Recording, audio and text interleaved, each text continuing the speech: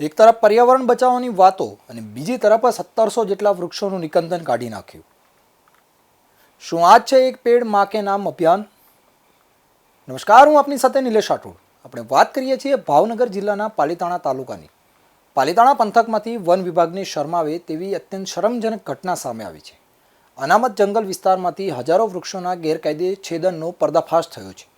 ત્યારે વન્યજીવોના આશ્રય સ્થાન સમાન રાજસ્થળી વીડી વિસ્તારમાંથી અંદાજે 1690 જેટલા વૃક્ષો કપાઈ જતા પર્યાવરણ પ્રેમીઓમાં ભારે રોષ ફાટી નીકળ્યો છે. આ મામલે વન વિભાગના જ 2 કર્મચારીઓની સંડોવણી બહાર આવતા બંનેની અટકાયત કરીને હાલ તેમને જેલના હવાલે કરવામાં આવ્યા છે. તો પાલીતાણાની રાજસ્થળી વીડી વિસ્તારમાં વન વિભાગ દ્વારા વીડી સુધારણા કામગીરી હાથ ધરવામાં આવી હતી, જેમાં ચોમાસા પૂર્વે ઘાસ ઉગાડવા માટે ઝાડી ઝાખરા સાફ કરવાની કામગીરી દરમિયાન સ્થાનિક ફોરેસ્ટ કરસન ગોહિલ અને બીટ ગાર્ડ કલ્પેશ ડાભી દ્વારા નિયમોને અવગણીને મોટા પાયે વૃક્ષોનું કટિંગ કરાયું હોવાનું સામે આવ્યું છે. મળતી માહિતી અનુસાર છેલ્લા 4 સપ્તાહમાં અંદાજે 1690 જેટલા બાવળ, ગુગળ, લીમડો અને બોરડી જેવા સ્થાનિક તથા પર્યાવરણ માટે ખૂબ જ મહત્વના વૃક્ષો ગેરકાયદે રીતે કપાયા હતા. વન વિભાગના નિયમો મુજબ 23 સેન્ટીમીટરથી વધુ ઘેરાવ ધરાવતા વૃક્ષોનું કટિંગ પૂર્વ મંજૂરી વગર કરી શકાય નહીં, પરંતુ આ નિયમોને અવગણીને મજૂર બોલાવી ટ્રક મારફતે લાકડાનો જથ્થો મહુવાના ડિહાઇડ્રેશન પ્લાન્ટ સુધી પહોંચાડવામાં આવતો હતો.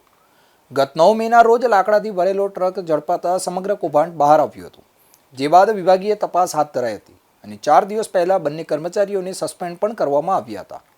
તો આ મામલે ભારતીય વન અધિનિયમની વિવિધ કલમો તેમજ વન્યજીવ સંરક્ષણ અધિનિયમ હેઠળ ગુનો નોંધાયો છે. બંને આરોપીઓને અટકાયત બાદ કોર્ટમાં રજૂ કરવામાં આવ્યા હતા, જ્યાંથી તેમને જેલના હવાલે કરવામાં આવ્યા છે. અહીં ચોંકાવનારી બાબત એ છે કે ફોરેસ્ટ કરસન ગોહિલને 4 માસ અગાઉ પણ વૃક્ષ કાપવાના મામલે નોટિસ આપીને ચેતવણી પણ અપાઈ હતી. તેમ છતાં ગેરકાયદે કટિંગ ચાલુ રહેતા આખરે કાયદેસરની કાર્યવાહી કરવામાં આવી છે. તો રાજસ્થળી વીડી વિસ્તાર માત્ર વૃક્ષોનો જ નહીં પરંતુ અનેક વન્યજીવોનો પણ આશ્રય સ્થાન માનવામાં આવે છે. પાલીતાણા પંથકમાં સિંહ પરિવાર ઉપરાંત દીપડા, નીલગાય અને રોઝ જેવા પ્રાણીઓ પણ વસવાટ કરે છે. ત્યારે મોટી સંખ્યામાં પરિપક્વ વૃક્ષો કપાતા જંગલી પ્રાણીઓના રહેઠાણ અને પર્યાવરણના સંતુલન પર ગંભીર અસર થવાની શક્યતા પણ વ્યક્ત કરવામાં આવી રહી છે. એક તરફ સરકાર વૃક્ષારોપણના મહાઅભિયાન ચલાવી રહી છે, તો બીજી તરફ વન વિભાગના જ કર્મચારીઓ દ્વારા વૃક્ષોનું છેદન થવું अनेक सवालों उभा करी रही है. ये भावनगर डिवीजन की पालीताना रेंज की राजस्थली वेड़ी में गैर कायदेसर कुल 1690 झाड़ का कटिंग किया गया, जो हमारे जब ध्यान में आया तो जब इसकी प्राथमिक तपास जब चालू थी तो ये पता चला कि इसमें जो वहाँ के बीट गार्ड और जो फॉरेस्टर है वो इसमें सम्मिलित हैं, तो उनको तात्कालिक सस्पेंड किया गया और अभी उसमें जो जेसीबी और जो ट्रक काम में आया था उसको भी सीज कर दिया गया है. और कल इनको जो फॉरेस्टर है और गार्ड है उनको उनकी अटक भी की गई और उनको कोर्ट में प्रोड्यूस किया गया, तो उनको 15 दिन का जुडिशियल कस्टडी में भेजा गया है और अभी इसकी तपास चालू है. जो भी इसमें सम्मिलित होंगे उसमें कड़क से कड़क कार्रवाई की जाएगी. सर, ये खास खाते के लिए जो लकड़े उसके किसको बेचे, कितने टाइम से चल रहा है सर?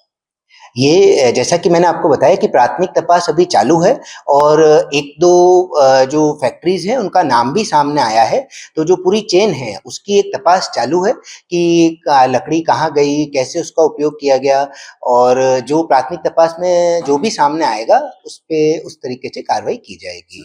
मतलब कितने साल के ये झाड़ थे, ठीक है, उसमें तो आरक्षित था, चंदन के क्या? हाँ, उसमें जो झाड़ थे मेनली उसमें इजरायली बावल, नीम, गूगल, इस तरह के झाड़ थे, और जो कि वन्य प्राणी भी उस बीड़ी में वसवाट करते हैं तो उनके लिए भी वो झाड़ उपयोगी थे. तो चूंकि वन्य प्राणियों का हैबिटाट में भी खलल किया गया, तो जो वन एफओआर जो हमने किया उसमें भी यही कलम लगा के हमने हमारे ही जो वन खाता के बीट गार्ड और फॉरेस्टर है उनको ये कलम लगा के ही हमने कोर्ट में प्रोड्यूस किया और उसी के आधार पर उनको जुडिशियल कस्टडी हुई.